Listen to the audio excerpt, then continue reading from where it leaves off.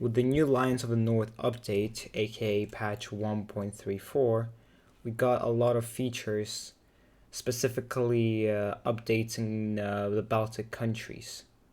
As the name suggests, Lions of the North. So it's Sweden, Norway, Denmark, and like Poland and the two orders. But apparently they made a small update to the Russian countries too. Not like Muscovy and Ruthenia and stuff. This update only affects Pskov and Novgorod. And personally, I found this very interesting. So there's this government form known as Tsardom, as you can see here. You get it if you form Russia, no matter whether if you are a republic or a kingdom. And I think theocracies also get this reform no matter what. So this is a kingdom. It gives you absolutism, monthly autonomy changes, plus 20% manpower, and governing capacity. Well, the thing is, if you're a republic and you form Russia and you get a kingdom, it kind of doesn't really make sense.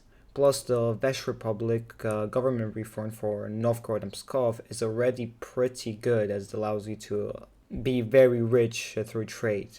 And so there are many requests asking for a sort of Tsardom alternative to republics. Well, it's actually here. So here is my Novgorod save. As you can see, Iron Man compatible achievements are on. I got none because I'm not a really good player. And so this was a pain because Muscovy has an army triple than you at the start, and because of their vassals, they kind of have 5 times the force and they're not even paying for them. So yeah, it was a big pain, but eventually I got it. I also got these 2 islands because I wanted to go colonial, but then I had some problems with these 2.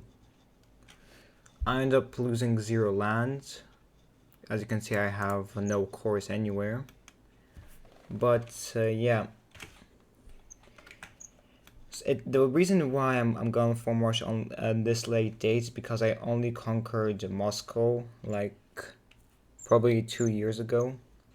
Also, I want to finish some of the Novgorod mission tree to get some things. I'm probably not going to get Finland because Sweden is my ally, and if I decide to not be allies with them, I'll be having troubles with these 2 again.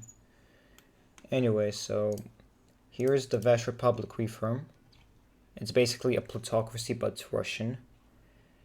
In a way, this is basically just a Russian principality, except it gives you +1 merchant instead of like autonomy decrease, I think it is.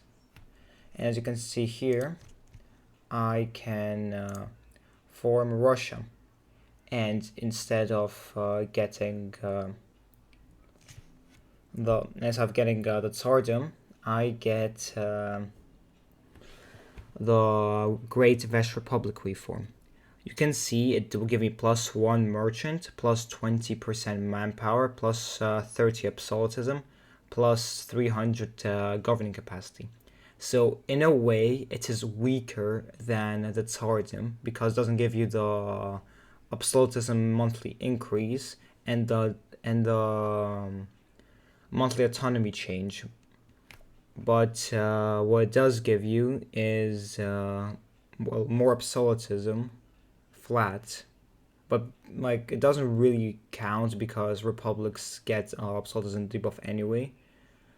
But the thing about this thing is that you still get the Russian idea, so you can expand to Siberia easy, and you keep your merchant republic, like everything. So trade posts, trade leagues, vassals give trade to you, and it's, in my opinion, it has like both buffs and debuffs. So in a way, it's the same as the Tsardom. So let's go ahead and form it. Boom, there we go. We'll take the new ideas so I can expand it to Siberia, like with the frontier thing. As you can see, Great Vesh Republic.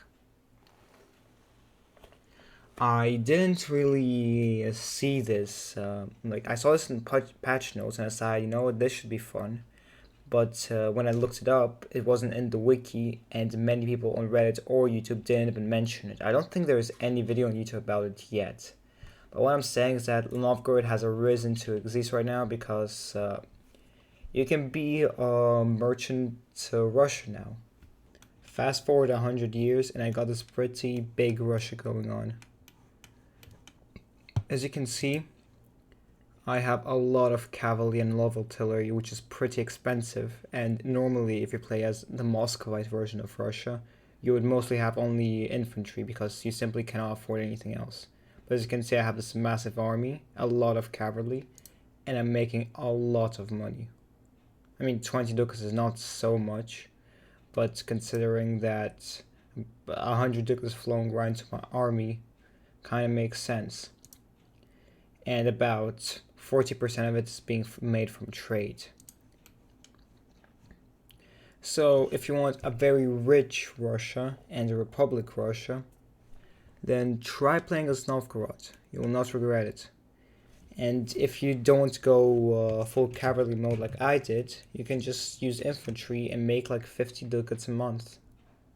And at some point, when I didn't really use cavalry, I started using cavalry once I had troubles with Korea, because I colonized some parts here. I was making literally 70 ducats a month. A lot. Then I just switched over to cavalry.